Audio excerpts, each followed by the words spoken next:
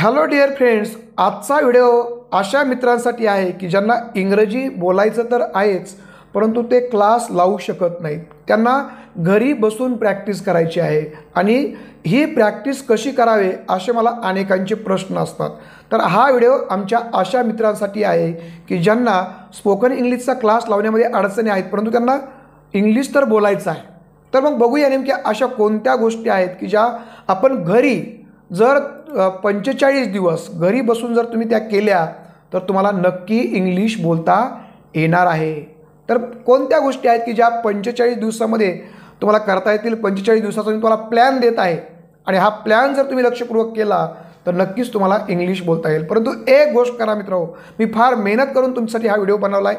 Subscribe करायला मात्र विसरू नका आणि बाकीच्या पण तुमच्या मित्रांना आणि नातलगांना हा व्हिडिओ पाठवा आणि त्यांना पण सबस्क्राईब करायला लावा. त्यांचं समोरचं बेल आयकॉनचं जे बटन आहे ते पण दाबा, जेणेकरून पुढचे अनेक महत्त्वाचे व्हिडिओ तुम्हाला या ठिकाणी बघायला आणि ऐकायला मिळतील. तर मित्र बघूया अशा कोणत्या गोष्टी आहेत की ज्या आपल्याला 45 दिवस जर तुम्ही करू शकलात तर तुम्हाला डेफिनेट 100% गॅरंटेड इंग्लिश बोलता येणार आहे.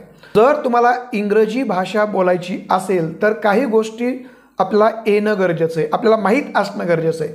त्यातली पहिली जर गोष्ट असेल तर ती आहे we must know minimum 1500 words. आपल्याला कमीत कमी 1500 शब्द माहीत पाहिजेत, पहिली गोष्ट. Second thing, we must know 150 structures. आपल्याला कमीत कमी 150 स्ट्रक्चर माहीत असणं गरजेचं आहे की जे इंग्लिश बोलण्यासाठी इसेन्शियल असतात. ओके, या दोन गोष्टी. बरं, या दोन गोष्टी तर अनेकाजवळ असतात. अनेक जण म्हणतात की सर मला जवळपास 1000, 2000 नाही 10,000 शब्द पाठ आहेत, माझ्याकडे सगळं ग्रामर मला पाठ आहे, तरी मला इंग्रजी बोलता येत नाही. हे का बरं? तर तिसरी गोष्ट त्यांच्याकडे नसते आणि ती आहे सफिशियंट प्रॅक्टिस. त्यांना सगळं माहीत आहे, ग्रामर पाठ आहे, शब्द भरपूर पाठ आहेत, परंतु ते बोलायला तयार नाहीत. बोलायला गेले की घाबरतात आणि याचं कारण आहे की त्यांची प्रॅक्टिस नाही आहे. म्हणून तिसरी गोष्ट पण करणं गरजेचं आहे, प्रॅक्टिस पण करणं गरजेचं आहे. म्हणून या आजच्या व्हिडिओमध्ये मित्र मी तुमचे 1500 शब्द देखील पाठ करून कसे घ्यायचे 45 दिवस ते सांगणार आहे. 150 स्ट्रक्चर कोणते आहेत ते पण सांगणार आहे आणि तुम्हाला मी 45 दिवसामध्ये प्रॅक्टिस करायचं पण सांगणार आहे. ह्या सगळ्या गोष्टीचा आपण सराव करणार आहेत आणि आपण 45 दिवसामध्ये 100% 100% इंग्लिश बोलायला शिकणार आहेत. तर मग काय करावं लागणार आहे? तर मित्र तुम्हाला 9 स्टेप फॉलो करायच्यात. किती स्टेप फॉलो करायच्यात? These are the 9 steps. 9 steps तुम्हाला फॉलो करायच्यात. तर कोणकोणत्या स्टेप्स आहेत बघा. पहिली स्टेप आहे, आता तुम्ही ठरवा की तुम्हाला कधीपासून इंग्लिश बोलायला सुरुवात करायची. ज्या दिवशी ठरवताल त्या दिवशी पहिली गोष्ट तुम्हाला करायची, you have to collect 500 nouns. तुम्हाला 500 नाउन तयार करायचे, जमा करायचे. मग हे नाउन कोणकोणते असतील? तर ते व्यक्तींचे नाव असतील, मदर, फादर, सिस्टर, असे सगळ्या नात्यांचे, सगळ्या व्यक्तींचे नावं, टीचर, इंजिनियर, असे जवळपास काही नावं तयार करा. सेकंड थिंग, वस्तूंची नावं जमा करा. आपल्या घरामध्ये कोणत्या वस्तू आहेत, आपल्या ऑफिसमध्ये कोणत्या वस्तू आहेत, या सगळ्या वस्तूंची नावं तुम्ही जमा करा. किंवा फिलिंग्स, आनंदाला काय म्हणतात, दुःखाला काय म्हणतात, याची पण तुम्ही नावं जमा करा. आणि इमोशन्सचे पण नावं जमा करा आणि प्राण्यांची पण नावं जमा करा. ह्या सगळ्यांची मिळून किती नावं झाली पाहिजे? ठिकाणांची नाव करा. किंवा चौकाला काय म्हणतात, कॉलनीला काय म्हणतात, शहराला काय म्हणतात, खेड्याला काय म्हणतात, अशी नावं जमा करायची. आणि हे नावं जमा करायला किती दिवस लावायची? 8 दिवस हे सगळं काम करायचं. 8 दिवस. 8 दिवसामध्ये तुमच्याकडे 500पेक्षा जास्त असतील तर एक्सलंट, व्हेरी नाईस. परंतु मिनिमम 500 वर्ड्स और nouns you must have with you. Okay, पहिली गोष्ट झाली. पहिली स्टेप ही करायची. आता पहिली स्टेप कंप्लीट झाली, तुम्हाला 8 दिवस कंप्लीट झाले. आता second step you have to start now. And what is the second step? तुम्हाला टू बीचे व्हर्बची प्रॅक्टिस करायची. आता सेकंड स्टेपमध्ये you know that which are to be's verbs. एवढे आहेत टू बीचे verb, am, is, are, was, were, shall be, will be. यांचे मिनिंग समजून घ्या काय आहेत आणि यांची प्रॅक्टिस करा. कशी प्रॅक्टिस करायची? तर मित्र हे जे सगळे टू बीचे व्हर्ब आहेत हे सांगतात कर्त्याची अवस्था सांगतात, कर्ता काय आहे ते सांगतात. मग करता काय आहे ते सांगायचं. कसं सांगायचं तुम्हाला मी एक उदाहरण देतो. इथं पहा, आपल्याला समजा आपला करता महेश आहे आणि तुम्हाला माहिती आहे सगळे करते कोण असतात, नाऊन असतात. आता तुमच्याकडे किती नाऊन आहेत? तुमच्याकडे 500 नाऊन आहेत. म्हणजे 500 नाऊनबद्दल आता तुम्ही बोलू शकताय. पहिली गोष्ट आपण झाली कंप्लीट. नाऊन 500 झाले आणि आपण नाऊनबद्दल बोलायला सुरुवात करायचं आहे. जे तुम्ही कलेक्ट केलेत नाऊन त्यांच्याबद्दल बोलायला चालू करायचं आहे. आणि काय सांगायचं आहे की समजा तुमच्याकडे एक नाऊन आहे, महेश आहे समजा, आणि तुम्हाला सांगायचं आहे महेश काय आहे, तर तुम्ही सांगायचं आहे महेश डॉक्टर आहे. परंतु जर तुम्हाला महेश डॉक्टर आहे सांगायचं असेल तर तुम्हाला ॲम इज आरचा यूज करावा लागेल. मग ॲम कधी यूज करायचं, आर कधी यूज करायचं, वाज कधी यूज करायचं, हे सगळं तुम्हाला लर्न करावं लागेल, शिकावं लागणार आहे. ओके, तर ही दुसरी स्टेप तुम्हाला करायची आता. आणि ही स्टेप ॲम इज आरचा सराव 1 डेला करायचा आहे, वाजवेरचा सराव 2nd डेला करायचा आहे, आणि शेल बी विल बी हे भविष्यकाळासाठी वापरतात, याचा सराव 3rd डेला करायचा. ठीक आहे. आता आपले जवळपास किती झाले? 11 दिवसाचं मी तुम्हाला काम दिलेलं आहे. 11 दिवसामध्ये तुम्हाला एवढे वाक्य करायचे आहेत आणि जेवढे काही तुम्ही 500 नाऊन जमा केलेत ते 500 नाऊन काय आहेत ते सांगायचे. समजा तुमचा एक फ्रेंड आहे, असा फ्रेंड आहे, तर तू फ्रेंड आहे आणि तुम्हाला सांगायचं आहे की फ्रेंड डॉक्टर आहे, तर मग कसं होईल? Friend is a doctor, friend is a doctor असं तुम्हाला सांगावं लागेल. असे 500 जे नाम आहेत त्या नामाचं. किंवा तुमचा टायगर आहे, तुमच्याकडे एक टायगर आहे आणि तुम्हाला सांगायचं आहे की टायगर हा काय आहे, तर टायगर तुमचा फ्रेंड आहे, तर टायगर इज फ्रेंड. अशी वाक्य तुम्हाला पहिल्या दिवशी म्हणजे करता हा जो नाऊन आहे जमा केलेले ते काय आहेत ते तुम्हाला सांगायचं आहे. पहिलं 2nd स्टेप झाली. आता मित्र तिसरी स्टेप आपल्याला करायची. 2 स्टेप झाल्या, तिसरी स्टेप जमा करायची. आता तुम्हाला 300 ॲडजेक्टिव्ह जमा करायचे. ॲडजेक्टिव्ह म्हणजे काय असतात? विशेषणं. तुम्ही कोणत्याही ॲपमध्ये जा, ChatGPTला विचारा, गुगलला विचारा की मला 300 ॲडजेक्टिव्ह देईल, 10 मिनिटामध्ये देईल.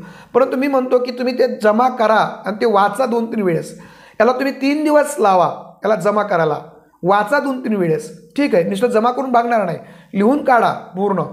एकदा तुम्ही लिहून काढले की आता याची प्रॅक्टिस करायची. आता कशी प्रॅक्टिस करायची? सपोज तुमच्याकडे पहिल्या दिवशी नाऊन किती आहेत? 500 जमा झालेत. त्यातला असा एक नाऊन आपण म्हणूया की तो नाऊन आहे फार्मर. एक फार्मर नाऊन आहे. तर तुम्हाला सांगायचं आहे की आता त्याच्यासाठी आपल्याला ॲडजेक्टिव्ह वापरायचं आहे. मग ॲडजेक्टिव्ह वापरताना ॲम इज आरच वापरावं लागणार आहे. टू बीचे व्हर्ब. वर्तमान काळ असेल तर ॲम इज आर, भूतकाळ असेल तर वाज वेअर, भविष्यकाळ असेल तर शॅल बी विल बी. मग फार्मर इज ॲडजेक्टिव्ह वापरायचं. कसं वापरायचं ॲडजेक्टिव्ह? इथं पहा, बिग. फार्मर इज बिग म्हणजे तुम्हाला म्हणायचं की शेतकरी मोठा आहे. ठीक आहे. पुढं ॲडजेक्टिव्ह यूज करायचे आहेत. आता तुमच्याकडे किती ॲडजेक्टिव्ह आहेत? 300 ॲडजेक्टिव्ह आहेत. म्हणजे 500 नाऊन आहेत आणि 300 ॲडजेक्टिव्ह आहेत. तर जवळपास तुम्ही जर याचा सराव केला ना तर एका नाऊनचे तुम्ही 300 वाक्य म्हणजे 500चे तुम्ही 500 गुणिले 300 बघा याचं मल्टिप्लिकेशन किती होतं आहे. एवढे वाक्य तुम्ही करू शकता. तुम्ही याचा सराव करायचा आहे ना.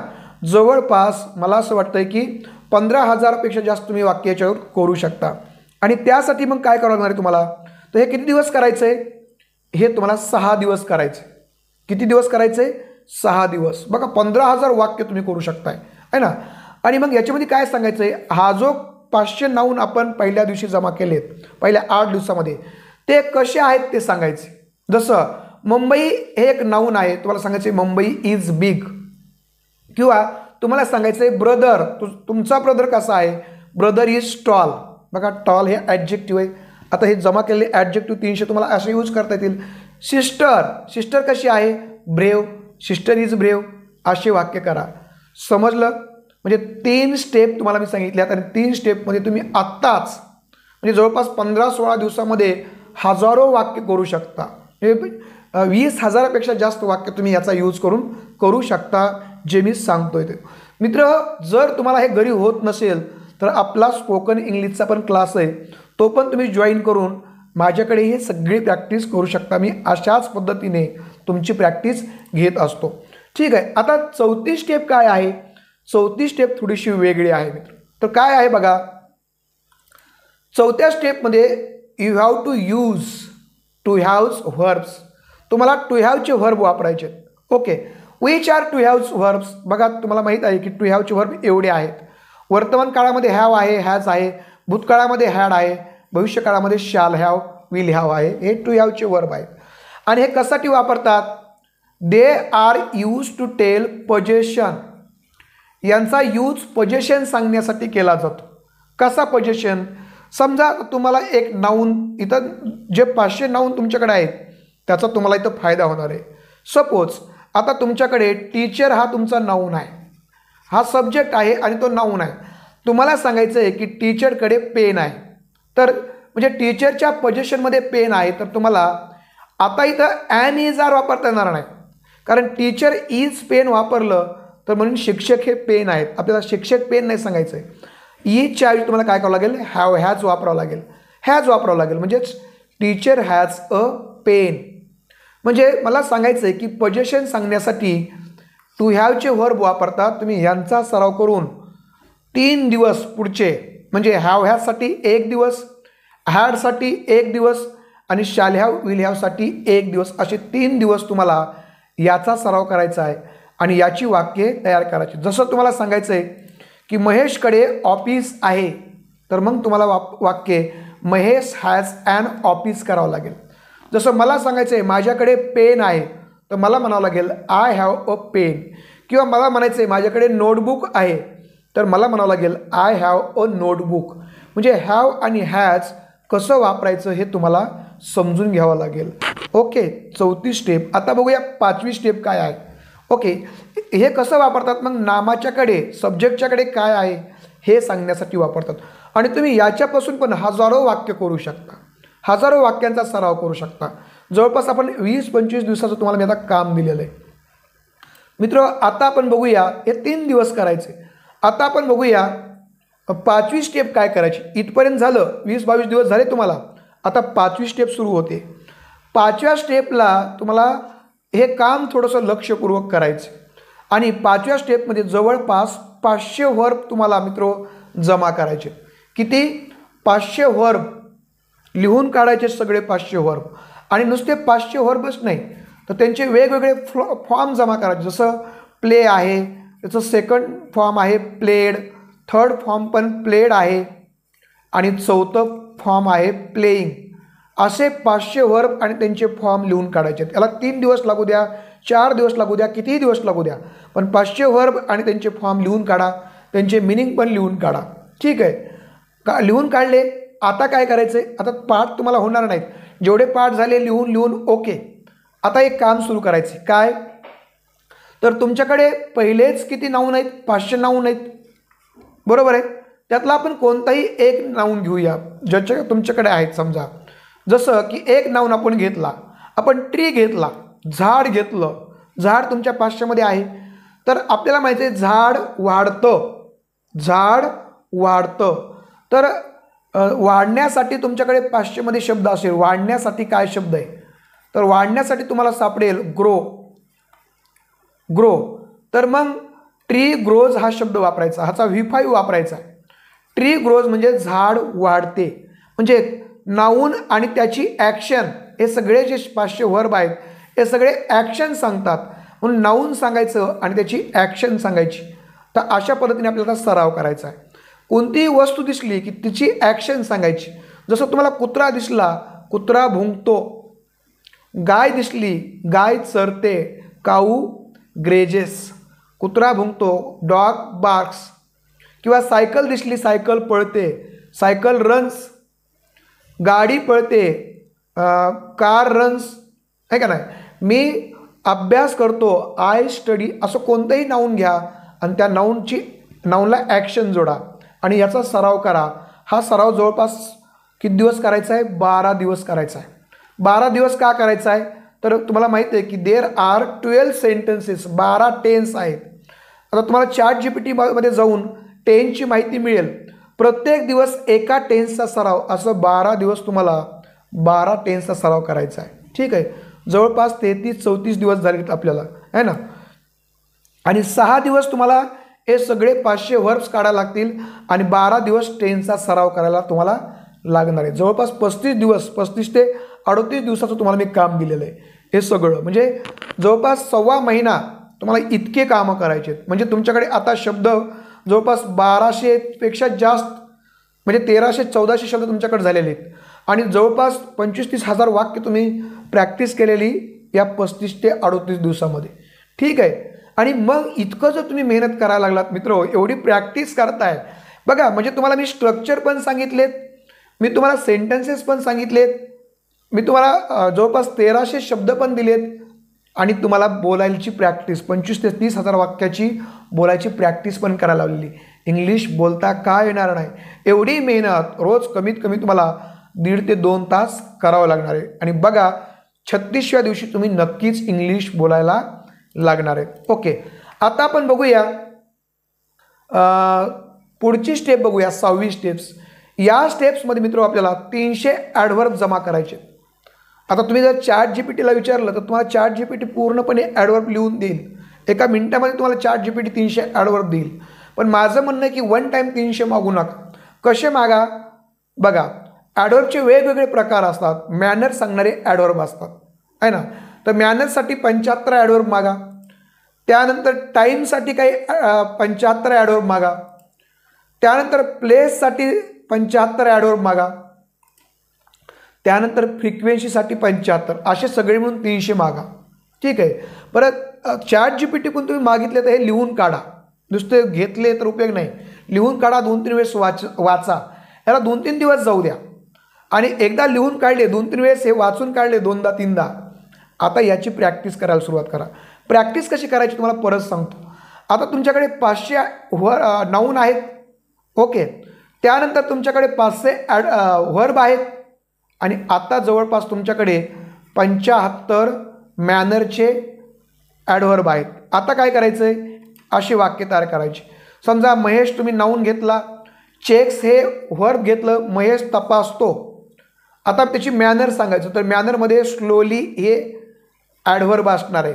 म्हणजेच महेश चेक स्लोली, अशी वाक्य तुम्ही 1 दिवस सराव करायचा आहे. मग टाईम सांगायचा यस्टरडे, मग दुसऱ्या दिवशी टाईमच्या या 15चे सराव करायचा. तिसऱ्या दिवशी प्लेसचा सराव करायचा. चौथ्या दिवशी फ्रिक्वेन्सीचा सराव करायचा. असं एकानंतर एक प्लॅनिंग करून मित्र जर तुम्ही सराव करायला लागलात तर तुम्हाला डेफिनेट इंग्लिश बोलायला येणार आहे. हे सगळं 7 दिवस करायचं आहे. किती दिवस करायचं आहे? 7 दिवस. ओके, आता आपण पुढं बघूया.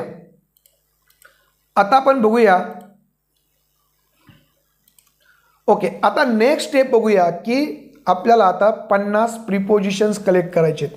किती प्रिपोजिशन्स? 50. ओके, आणि हे प्रिपोजिशन्स प्लेसचे असतात, टाईमचे असतात आणि डायरेक्शनचे असतात. प्लेसचे ऑन, इन आणि ॲट आहेत. टाईमचे पण तेच आहेत, इन, ऑन, ॲट, आणि प्लस डायरेक्शनचे थोडेसे वेगळे आहेत है ना.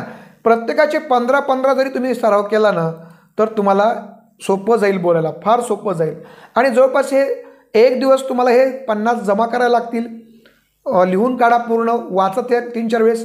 आणि पुढचे 3 दिवस, 1 दिवस प्लेसचा सराव करा, दुसऱ्या दिवशी टाईमचा सराव करा, तिसऱ्या दिवशी डायरेक्शनचा सराव करा. कसा करायचा?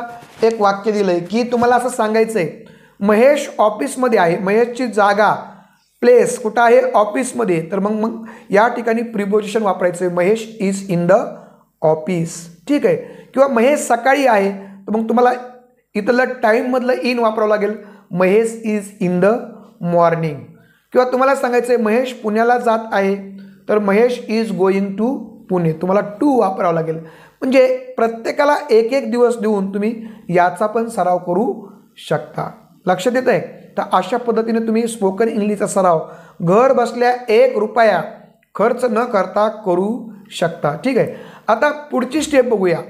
आता कंजंक्शन जमा करायचे आहेत. जवळपास 50 कंजंक्शन जमा करायचे आहेत. कंजंक्शनचं काय काम असतं? तर मित्र, कंजंक्शनचं काम असतं 2 शब्दांना जोडणं किंवा 2 वाक्यांना जोडणं. 2 शब्दांना किंवा 2 वाक्यांना आपल्याला जोडावं लागतं. कधी कधी आपल्याला एकाच वाक्यावर भागत नाही, तर 2-2 वाक्य बोलावं लागतात. जसं इथं वाक्य आहे की महेश डॉक्टर आहे आणि तो त्याच्याकडे ऑफिस आहे. हे वाक्य, महेश डॉक्टर आहे, त्याच्याकडे ऑफिस आहे. तर हे वाक्य कसं सांगायचं? Mahesh is a doctor and he has an office. तर इथं अँडने 2 वाक्य जोडलेले आहेत. मी इंग्रजीचा शिक्षक आहे आणि मी इंग्रजी शिकवतो, मग हे पण वाक्य असंच होईल, I am an English teacher and I teach English. इथं अँडने 2 वाक्ये जोडलेले आहेत. ओके, तर अशा पद्धतीने कंजंक्शनची आपल्याला गरज भासते. याचा पण सराव तुम्ही एक 3 दिवस केला पाहिजे मित्रो. आता शेवटची स्टेप आहे आपली की आता इंटरजेक्शन कलेक्ट करा. जवळपास 30 इंटरजेक्शन काय असतात, आपण मराठीमध्ये केवळ प्रयोगी अव्यय म्हणतो, परंतु नेमकं काय असतात तर भावना सांगणारे शब्द, ज्याच्यामध्ये इमोशन्स असतात, आश्चर्य असतं, दुःख असतं, जसं ओ माय गॉड अशा प्रकारचे, आऊच अशा प्रकारचे इंटरजेक्शन्स असतात. आपल्याला जवळपास 1 दिवस जमा करायचे, 25-30 जमा करा आणि मग त्यांचा यूज सेंटेन्सेसमध्ये करायचा. Oh my God, what a big snake, म्हणजे कोणत्याही सेंटेन्समध्ये तुम्ही अशा प्रकारचे सरप्राईज किंवा सॅडनेस किंवा भीती, तर हे जर टाकलं तर त्या वाक्याला आपण एक्सक्लामेटरी सेंटेन्सेस म्हणतो, उद्गाराचक वाक्य म्हणतो. असे उद्गाराचक वाक्य बोलायला तुम्हाला ह्याचा फायदा होणार आहे. मित्रांनो, एवढ्या गोष्टी तुम्ही 45 दिवसामध्ये जर केल्या तर तुम्हाला डेफिनेट 45 दिवसामध्ये तुम्हाला इंग्लिश बोलता येणार नाही. 45 दिवस हे काम करा. जर नाही करता आली तर मला नक्की फोन करा. माझा नंबर तुम्हाला व्हॉट्सअप ग्रुपमध्ये आहे, कॉमेंट बॉक्समध्ये आहे, डिस्क्रिप्शन बॉक्समध्ये पण आहे. आणि जर तुम्हाला घरी हे सगळं जमत नसेल तर आपला इंग्लिश स्पोकन क्लास पण तुम्ही जॉईन करू शकता. त्यासाठी मी माझा नंबर पण दिला आहे, व्हॉट्सअपची लिंक पण दिलेली आहे, ती कॉमेंट बॉक्समध्ये आहे, डिस्क्रिप्शन बॉक्समध्ये आहे. जर व्हिडिओ मित्र आवडला असेल तर लाईक आणि सबस्क्राईब करायला विसरू नका आणि शेअर करायला पण विसरू नका. धन्यवाद.